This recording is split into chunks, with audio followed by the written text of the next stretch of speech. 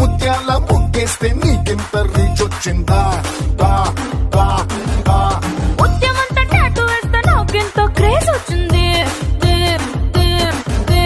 కొత్త కొత్త వంట చేసి ఓవర్ నైట్ స్టార్ అయ్యావా వా వా వరే వా కుర్ర గుండెలోన మంటెట్టి టాప్ ఆఫ్ ద టౌన్ అయ్యాను.